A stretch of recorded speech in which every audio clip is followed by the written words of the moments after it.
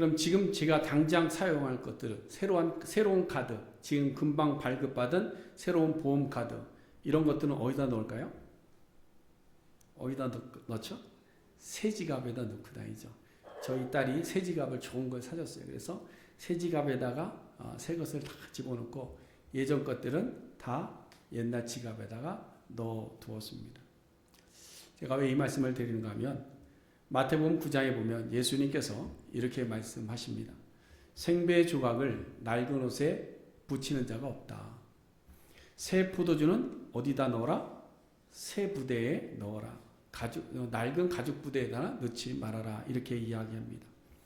이 말은 우리에게도 새 것이 주어졌으니 새로운 곳에 새 것을 넣어야 된다. 이런 의미를 가지고 있겠죠. 히브리서 저자는 오늘 본문에서 그것을 강조하기 위해서 옛것, 처음 것에 대해서 먼저 우리에게 말씀하고 있는 겁니다. 그래서 1절 말씀 보시면 첫 언약 이렇게 되어 있죠. 첫 언약에도 섬기는 예법과 성소가 있었다 라고 하시면서 그 다음에 첫 장막을 말씀합니다. 이 첫 장막은 성소와 지성소의 두 장막을 이야기하는 것이겠죠. 여기서 옛 언약이라는 말과 장막이라는 말을 보면, 첫 장막이라는 것을 보면 새 언약과 두 번째 장막이 나온다는 전제겠죠. 그렇지 않습니까? 첫 번째 것이 있고 두 번째 것이 있다. 그래서 오늘은 이 첫 언약에 대해서 우리가 말씀을 좀 나누고요. 그 다음에 다음 주에는 그 새 언약에 대해서 말씀을 전하도록 하겠습니다. 자, 애굽에서 종살이 하던 이 히브리 민족이 출애굽을 합니다. 그리고 가나안을 향해서 가죠. 일주일이면 갈 수 있는 짧은 길이 있었지만 하나님께서 그들의 방향을 틀었습니다. 그래서 먼 곳으로 이렇게 돌아 오게 되었는데, 또 오는 길에 보면 우여곡절들이 많이 있었죠. 여러 가지 물도 없었고 먹을 것도 없었고 또 홍해도 건너야 됐고 이런 일들이 있었습니다. 그래서 이런 우여곡절들을 다 겪으면서 3개월이 지나서야 이제 시내산에 도착하게 됩니다. 여러분, 이 시내산은 이스라엘 민족에게 있어서 정말로 중요한 하나의 산입니다. 굉장히 중요한 이정표가 있는 산과 같은 것입니다. 지난 시간에도 말씀을 드렸지만 하나님께서 아브라함과 언약을 맺은 이후에 이스라엘 민족과 언약을 맺은 장소가 바로 시내산입니다. 그래서 출애굽기 19장에서 시내산에 도착하여 모세가 산에 올라갑니다. 올라갈 때에 지도자들을 이끌고 함께 올라갔다가 하나님 앞에는 모세 혼자 올라가죠. 그래서 하나님을 대면하고 내려와서 지도자들에게 하나님의 말씀을 전하고 지도자들과 함께 백성들에게 내려와서 이제 그 하나님의 말씀을 전달하고 백성들은 거기에 아멘하고 그 다음에 모세가 제단을 쌓아놓습니다. 그리고 제물에 피를 흘려서 그 피를 바켓에 받아놨다가 반은 제단에 뿌리고 반은 백성들에게 뿌리면서 언약식을 갖죠. 그것이 바로 시내산에서 이루어진 일입니다. 그래서 이 시내산에서 하나님께서 이스라엘 백성과 언약을 맺으실 때에 하신 말씀이 나는 너희의 하나님이 되고 너희는 내 백성이 될 것이다. 이렇게 말씀하고 언약을 맺는 거죠. 그때 이스라엘 백성들은 아멘 아멘 하고 기뻐했습니다. 그리고 하나님께서 하신 말씀대로 우리가 살겠습니다 라고 철석같이 약속했습니다. 그래 놓고도 곧바로 그들은 죄를 범하게 됩니다. 모세가 산에 올라가서 내려오지 않자 자기들이 우상을 만들어버리는 죄를 범하게 되는 것이죠. 이런 모습을 보면서 우리의 삶이라는 것이 하나님의 용서가 없이는 살 수 없는 존재다라는 것을 알게 됩니다. 우리는 순간순간 금방 약속한 것도 금방 돌아서서 잊어버리는 우리의 삶이고, 금방 안 하겠다고 그래놓고 금방 돌아서서 그 죄를 똑같이 범하는 우리의 삶의 모습 아닙니까? 그렇기 때문에 우리는 하나님의 이 용서하심이 없다면 우리는 살아가기가 참 어렵겠다라는 생각을 합니다. 그래서 이스라엘 백성에게도 하나님께서 인간을 위해서 주신 것이 뭐냐? 성막을 만들어라 라고 하신 거예요. 그래서 성막을 만든 겁니다. 먼저 용어를 좀 우리가 좀 생각해보고 지나가려고 하는데요. 성경을 보면 성막이라는 것을 좀 다른 여러 가지 표현으로 표현하는 것이 있습니다. 대표적인 것이 성막 아니면 천막 아니면 회막 이런 말들이 있습니다. 같은 성막을 이야기하는 것이지만 조금씩 의미는 다르고 원어상으로도 조금 다릅니다. 처음 하나님께서 모세에게 명령하실 때 장막을 지어라 이렇게 말씀하셨어요. 장막을 지어라. 이 장막은 영어로 말하면 텐트를 이야기합니다. 그러니까 주거 형태죠. 주거 형태. 예. 당시의 모든 성경 시대 보면 장막의 형태가 주거 형태로 되어 있었죠. 그래서 창세기부터 시작해서 주거를 위해서 장막을 늘 만들어 왔습니다.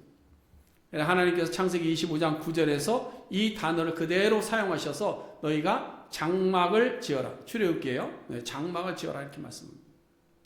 근데 26장에 넘어가면 뭐라고 이야기하느냐? 너희가 성막을 세워라 이렇게 이야기합니다. 성막이라는 단어가 한 장 지나서 나오죠. 근데 이 성막의 의미는 뭐냐? 우리가 한자로 이야기하면 거룩한 장막이다, 텐트다 이런 이야기입니다. 근데 여러분 히브리 원어상으로 보면요, 장막과 거의 같은 단어입니다. 거주의 의미를 가진다. 거주.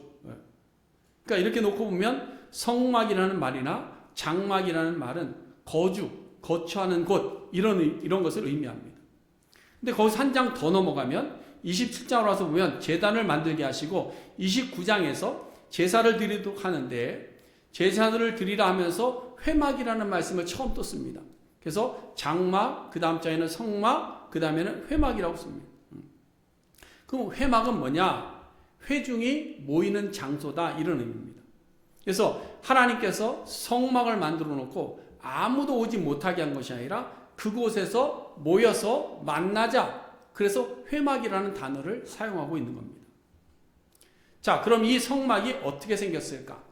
뭐 이미 알고 계신 분들도 계시겠지만 이 오늘 본문에서 성막의 구조를 셋으로 구분해 놓습니다.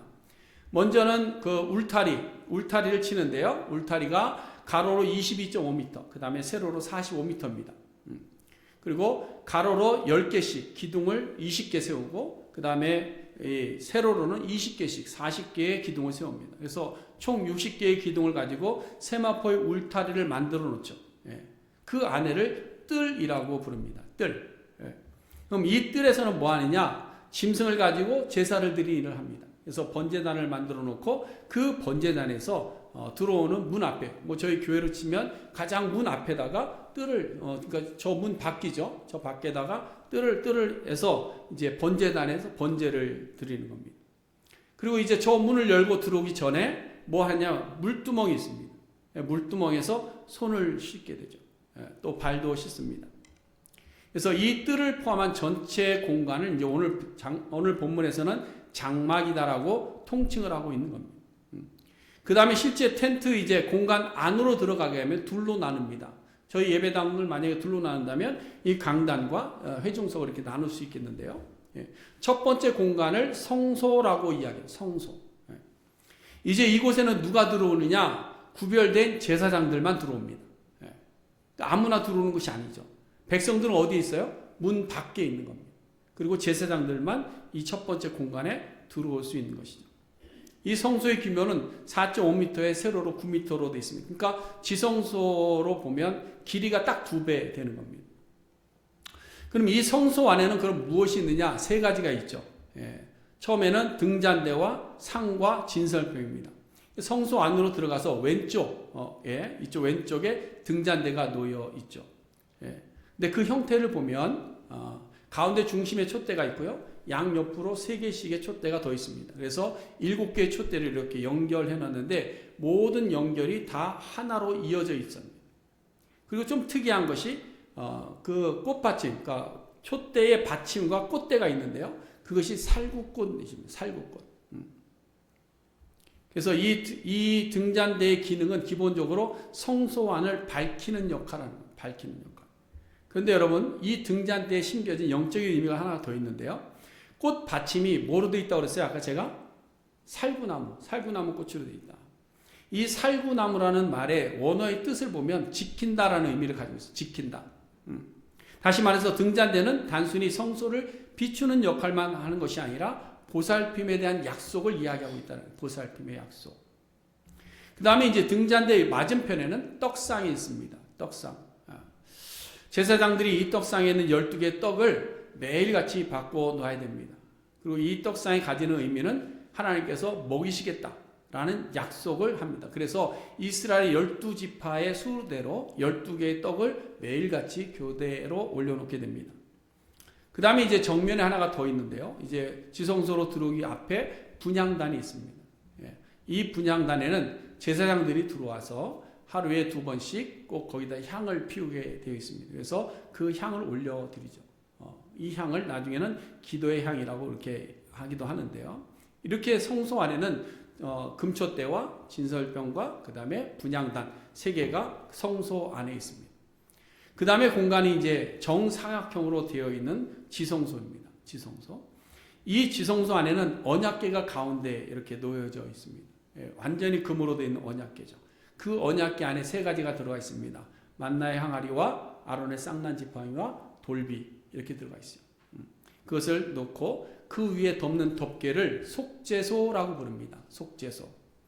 이 속죄소 위에는 2 그룹이 날개를 펴서 이렇게 서로 이렇게 대하고 있는 그런 형태를 취하고 있는 것이죠. 이 지성소 안에는 모든 것이 뭐예요? 황금입니다. 막 들어가면 눈이 부실 정도로 반짝반짝반짝한 그런 황금으로 되어져 있는 거예요. 이 황금으로 되어져 있는 이유는 하나님의 보좌의 영화로움을 이야기하는 겁니다. 그럼 이 하나님의 보좌 앞으로 누가 나아갈 수 있느냐? 오직 대제사장 한 사람만이 들어갈 수 있다. 대제사장 한 사람이 그것도 매일 들어가는 것이 아니라 1년에 딱 한 번 백성들의 허물과 자신의 죄를 짊어지고 하나님 앞에 들어가서 제사할 때에 정물의 제사의 피를 가지고 들어가는 겁니다. 이것이 하나님께서 명하여 만들게 하신 성막의 구조입니다. 근데 이 성막은 있지만 하나님께서 여기서 만나자고 하셨지만 이스라엘 백성들이 이 성막 안으로 자유롭게 출입을 하지 못했다라는 것이죠. 그것이 이 성막이 가지는 한계입니다. 성막은 하나님을 만날 수 있는 장소임에도 불구하고 백성들이 하나님을 자유롭게 만날 수가 없었습니다. 늘 뜰 안에서 제사장들을 통해서 대제사장을 통해서 자신의 죄를 사함받고 하나님의 음성을 듣는 이런 관계를 가져야만 했던 것이죠. 그것이 첫 번째 장막입니다.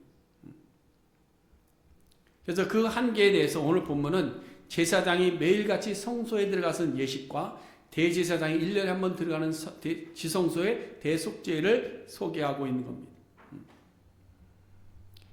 여러분, 길이 없는 것은 아니지만 그 길이 쉽지 않았다는 말을 우리에게 이야기하는 거죠. 하나님 앞에 나아갈 수 있는 길이 없는 것은 아니지만 그 하나님 앞에 나아갈 수 있는 길이 쉽지 않았다. 구조적으로 보면 백성들은 하나님께 나아가기 위해서 가장 먼저 해야 되는 것이 뭘까요? 재물을 가지고 와야 됩니다. 자기 집에서부터 재물을 잘 골라서 흠없는 것을 가지고 성전으로 올라갑니다. 그리고 올라가서 누구에게? 제사장에게 이야기하는 거예요. 내가 이런 죄를 졌는데 이걸로 제사를 드리기를 원합니다. 그럼 제사장은 그걸 가지고 각을 뜨고 제사를 지내는 것이죠. 그리고 거룩한 장소, 성소 들어가는데 그 다음에 제사장들은 대제사장이 정결의식을 하고 이제 지성소 안으로 들어가죠. 그래서 번제를 드리고 물두멍에서 손과 발을 씻고 성소 안에 들어가고 금초대에 불을 밝히고 진설병에 떡을 교체하고 향을 피우고 이런 일들을 계속 반복해야만 했던 거예요. 그뿐만 아니라 하나님의 영광이 임하는 그 임재의 자리는 1년에 딱 한 번 대제사장만이 경험할 수 있는 그런 제도가 첫 언약, 첫 장막, 우리에게 주신 성막의 제사 제도였다라는 겁니다. 여러분, 그런데 이러한 성막의 제도는 하나님께서 정하신 제도를 다 보이신 것이 아닙니다. 그래서 오늘 본문 8절 말씀에 보면 이렇게 이야기하죠.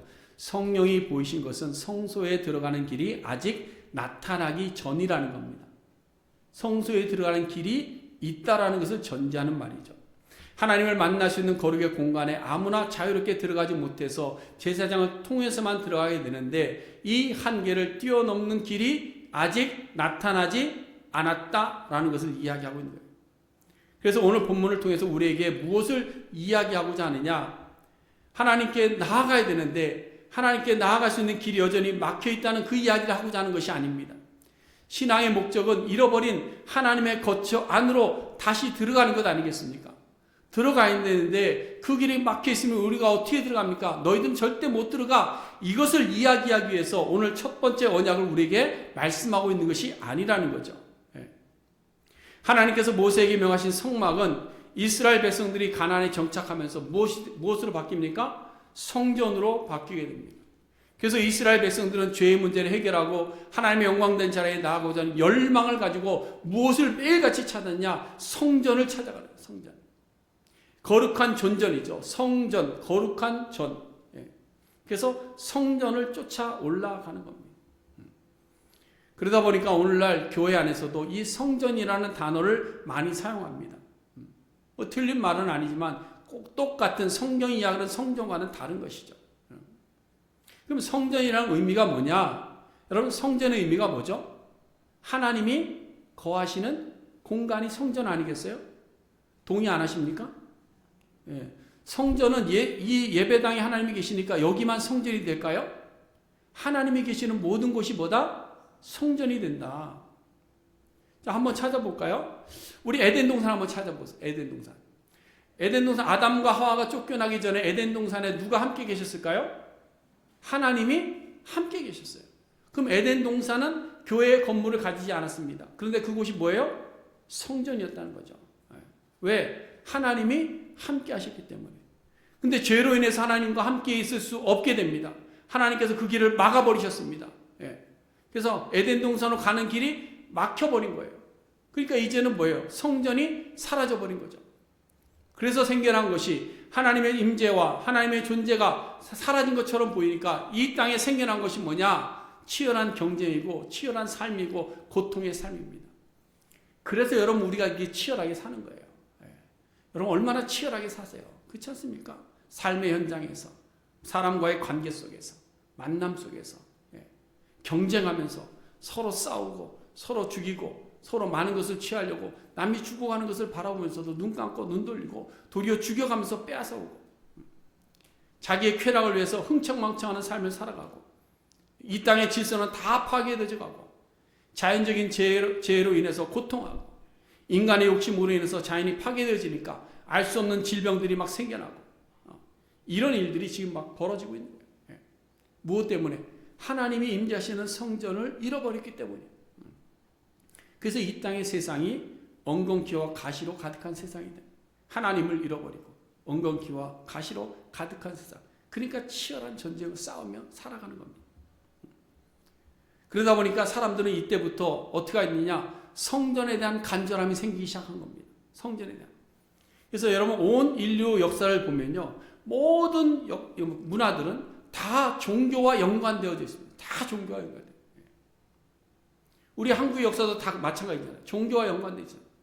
당군 신화부터 시작하면 다 종교와 연관되어 있는 거예요. 여러분, 인류의 타락과 거룩한 성전의 부재로 해서 생겨난 일입니다. 신을 찾아가는 겁니다. 신이 있는 곳을 가고 싶은 겁니다. 신이 있는 곳에서 평안을 누리고 싶은 겁니다. 그 신적인 존재를 찾고 싶은데 찾을 수 없으니까 아무거나 붙잡고 이것을 신으로 섬기는 거예요. 그래서 각각의 신들을 섬기고 각각 자기들의 우상을 만들어 놓고 성전을 만들려고 한 거예요. 성경에서도 보면 성막이 만들어지기 전에 족장 시대에도 성전이 있었습니다. 성전이 있었어요. 성전이 어디 있었을까요?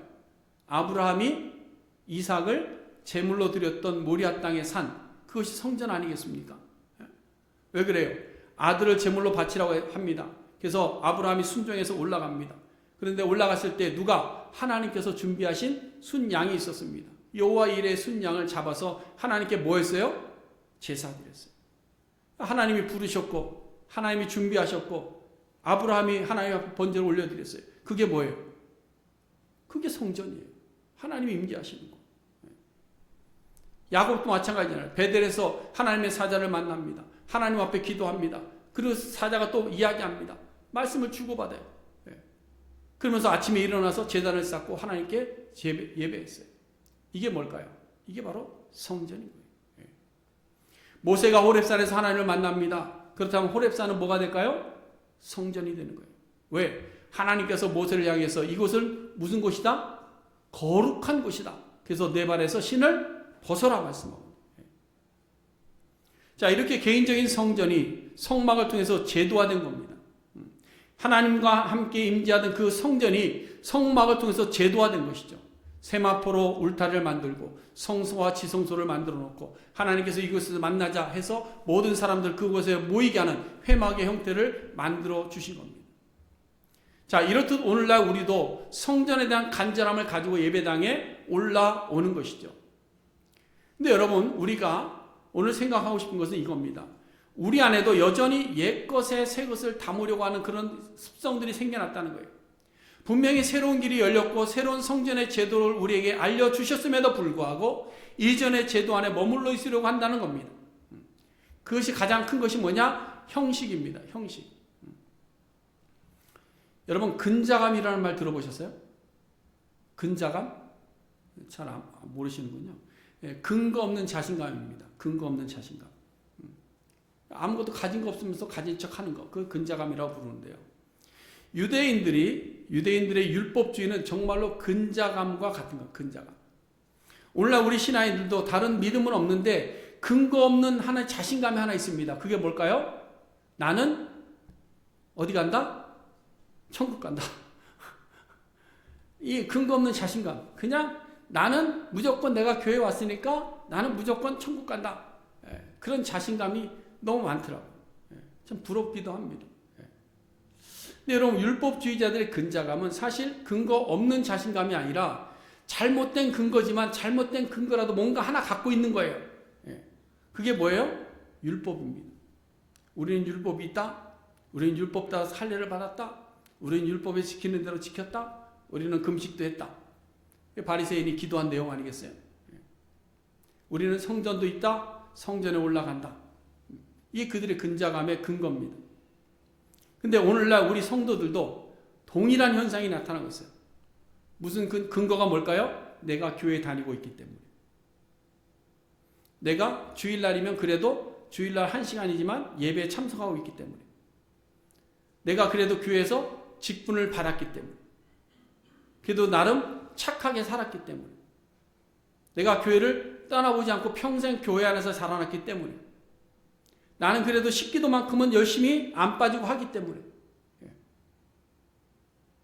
나는 그래도 성경에 대한 지식이 좀 많이 있어서 성경을 잘 알기 때문에.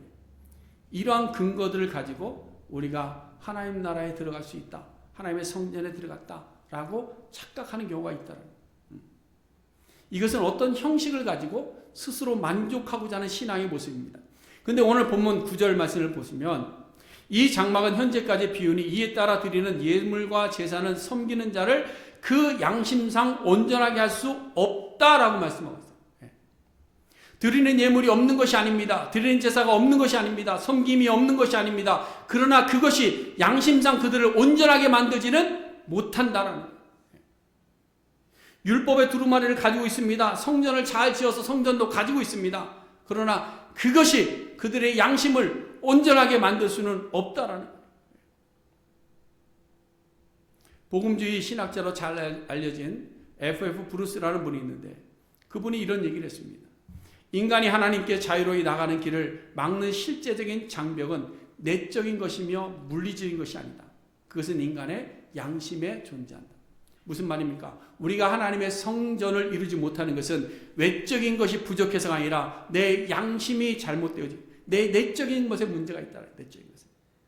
우리가 하나님의 성전에 담대함으로 나아갈 수 있는 용기는 무엇을 가지고 나아갈 수 있느냐? 오직 예수 그리스도의 보혈의 공로 외에는 없다는 사실을 믿으시기를 바랍니다. 우리는 주님 앞에 하나님, 내가 하나님의 자녀됨을 믿습니다. 무엇을 가지고 근거를 가지고 있느냐? 주님께서 나를 위해서 죽으셨고 나는 그 예수 그리스도로 말미암아 하나님 나라 갈 수 있음을 믿고 확신하는 그 근거. 내가 주의 이름으로 병자를 고치고 내가 주의 이름으로 선한 일하고 내가 교회에서 직분을 많이 받았으니까 나는 하나님의 자녀라는 이 근거가 아니라 오직 예수 그리스도라는 근거가 우리 안에 있어야 되는데 이것이 형식을 따라가다 보니까 본질은 사라지고 형식만 남아있더라. 또 다른 한 가지는 뭐냐? 이중적인 신앙입니다. 어느 무신론 철학자와 청교도인이 대화를 나눴습니다. 무신론 철학자가 물어봅니다. 당신은 하나님이 어디에 계신 줄 압니까? 하나님은 어디 있죠? 그때 청교도인이 물어봅니다. 제가 묻고 싶은 말인데요. 그분이 계시지 않은 곳이 어디 있죠? 라고 되물었다는 겁니다.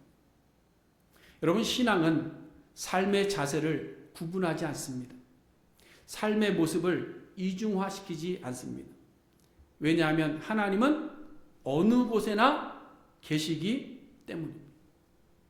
하나님은 우리가 예배하는 이 예배당에도 계십니다. 하나님 우리의 가정에도 계십니다. 하나님 우리의 일터에도 계십니다. 하나님은 우리가 장보러 갔을 때 마켓에도 하나님은 거기에 계시고, 우리가 식당에 가서 식사할 때 그 자리에도 하나님은 우리와 함께 계시는 줄로 믿습니다. 그래서 다윗이 고백합니다. 내가 주의 신을 떠나 어디로 가며 주의 앞에서 어디로 피할 수 있겠습니까? 내가 하늘에 올라갈지라도 거기 계시고, 내가 음부의 내 자를 펼지라도 거기 계시리이다. 우리가 악한 일을 하고, 우리가 잘못된 일을 하고, 우리가 믿지 않은 사람들과 어울려서 살아가더라도 그 안에 하나님이 계시더라. 우리가 예수 믿는 사람들끼리 만나면 하나님 계시고, 예수 믿지 않은 사람과 있으면 하나님이 없는 것은, 우리는 그렇게 생각하고 있어요. 그러니까 하나님 없는 것처럼 행동합니다. 예수 믿는 사람들이 이렇게 모였습니다. 하나님이 계시는 거예요. 그러니까 하나님 앞에 서는 것처럼 거룩하게 삽니다. 이게 이중입니다.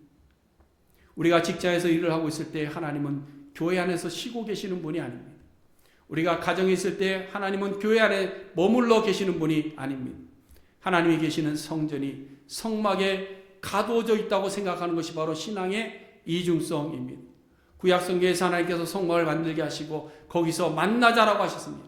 그렇다고 해서 하나님의 성막에만, 성전에만 계시는 분이 아니라는 것을 우리에게 말씀하기 위해서 지금 첫 언약에 대한 불완전성을 우리에게 이야기하고 있습니다. 그래서 오늘 본문 10절 말씀에 말씀하시기를 개혁할 때까지 그것에게 맡겨둔 것이라 이렇게 말씀합니다. 그 개혁이라는 것이 뭘까요? 그 개혁이 뭐예요? 바로 예수 그리스도의 성육신하심과 죽으심과 부활하심.